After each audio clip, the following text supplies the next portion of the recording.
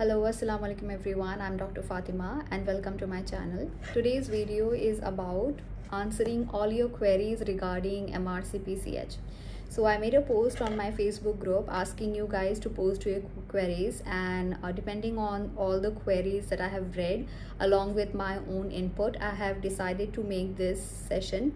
These are the frequently asked questions that are asked about MRCPCH. Okay, so I've noted them down. First one is, what is MRCPCH? So this is known as the membership of Royal College of Pediatrics and Child Health UK. It is mainly a post-graduation qualification which is provided by the Royal College of UK. Now, who can give this exam or what are the eligibility criteria? It's a post-graduation exam. So you can give this exam after completing your graduation, that is after completing your MBBS.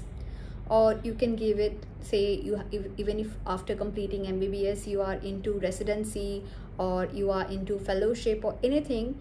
The only criteria is that you should have a medical certificate, that is primary qualification certificate as a doctor. Okay, that is the only criteria. So a lot of people that I have seen, especially in my classes, they immediately after their internship they go forward with this exam. Then there are people who along with their residency, say the second year, first year, third year residents, so they also go for this exam. So eligibility criteria is that only you have to complete your MBBS. Now explain the structure of the exam. So I have actually made videos regarding the structure of the exam, that how many parts, but it seems the video is quite old and a lot of people don't find the video. So that's the reason I thought of compiling everything together. So MRCPCH exam, this exam particularly has 4 parts. Okay, there are 3 theory exams and 1 clinical exam, which is the final. The theory exams are FOP, TAS and AKP.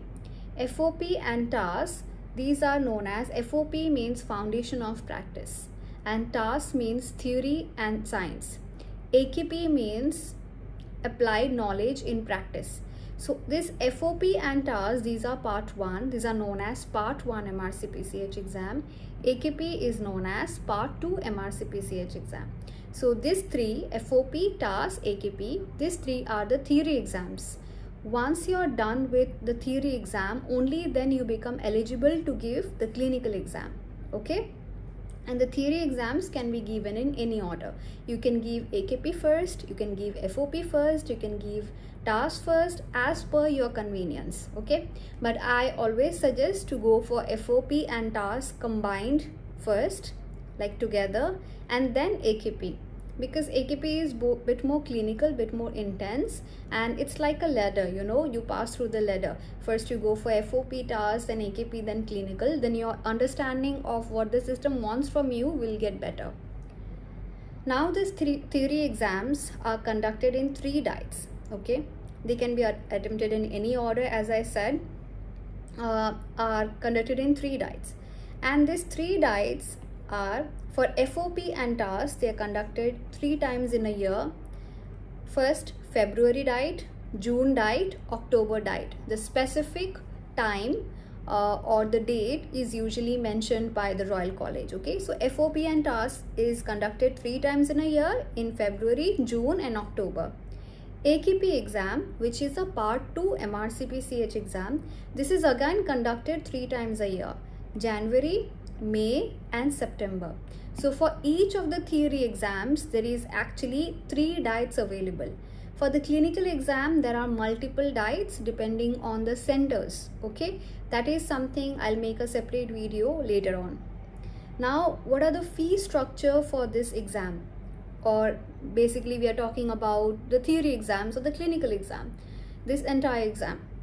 The fee structure is actually different, or I would say slightly different in each country, and I have a video for the fee structure of MRCPCH exam. I'll link it in the description box. Please check that video. Okay, because it's different in each country, slightly, maybe 20 to 50 pounds change in each country. Okay, the next question is, do you need to give OET or occupational English test or IELTS before appearing for this exam, because a lot of exams like PLAB exam and other exams require OET or IELTS. For MRCPCH, you do not need, it's not a prerequisite for you to appear for OET or IELTS exam. But after you're done with all the parts of MRCPCH, in case you want to move to UK and you want to get the GMC registration, that is to practice in the UK, you have to go for OET exam. But for giving this exam, this is not a criteria. You don't need to take up the OET exam. Okay. Next one. Are these exams computer based? Yes. All the theory exams, that is FOP, TAS, AKP, they are computer based. Can these exams be taken online or any centers? Actually, the exams can be taken in centers. Most of the countries have centers now. Also, you can write the exam from your home or a comfortable place via online invigilation. Okay, in those cases, that is, say for some people, like in case of Bangladeshi candidates, usually we don't have any center in Bangladesh, so most of the Bangladeshi candidates used to travel to another country to give the exam. But now we do have, not only for Bangladeshi candidates, for all other candidates, what happens is that we do have certain amount of online seats, and you have to fulfill some criteria. The criteria is that you have to explain to them that you live in a country where there is no centers, or if center is there, the center is pretty far from your place and it's not convenient for you to travel, something of that sort, and they'll give you the online seat. So that means you have the choice to go and give exam in center. Otherwise, you have the option to, you can cut down your travel expenses, cut down your time, and then you can just write the exam in home.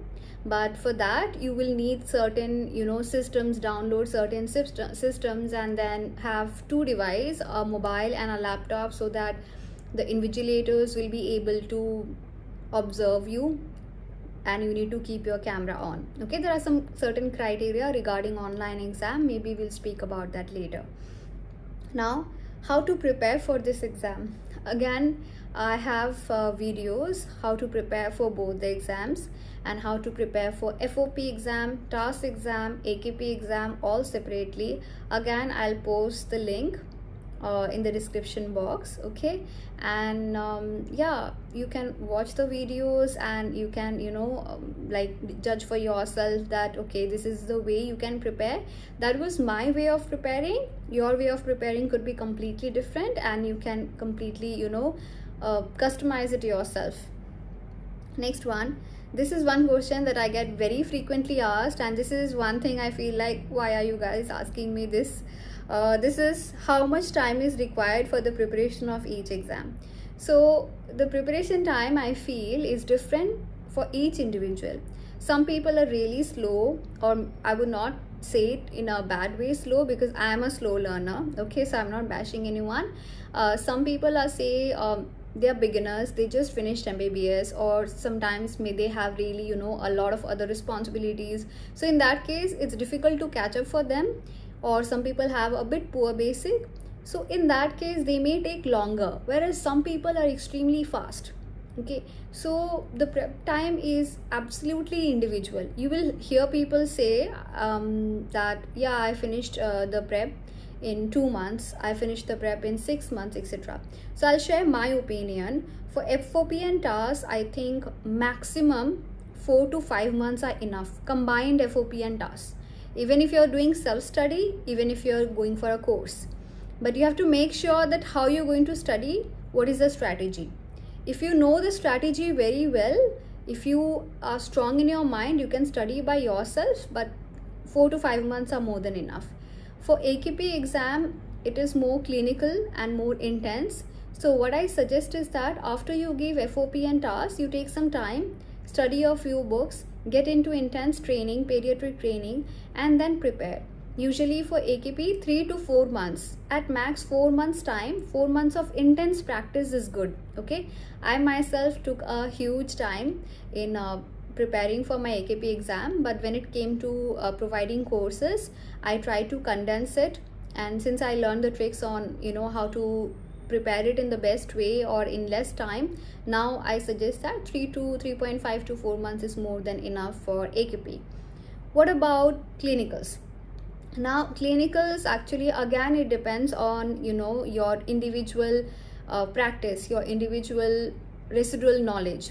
For some people they say that 6 to 8 months time, and some people they have been preparing for years. Some people they say they prepare for about 3 to 4 months. It's completely individual.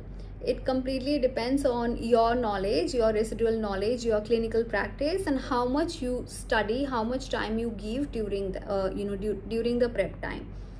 And the last one is that not the last one, okay, second last one is that what are the criteria for applying for clinical exam? So it is actually strongly recommended to have 2.5 year experience before appearing for your clinical exam. It is strongly recommended. It's not compulsory.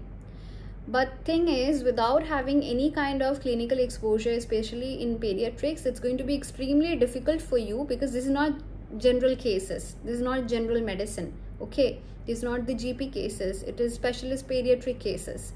So you will get a lot of cases. For that, it's important for you to see a lot of patients, pediatric specialist, a specialist hospital, or work in a clinic where they see a variety of patients.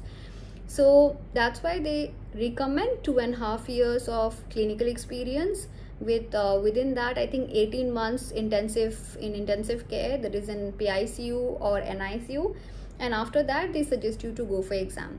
That's something they have recommended strongly, but it's not a criteria.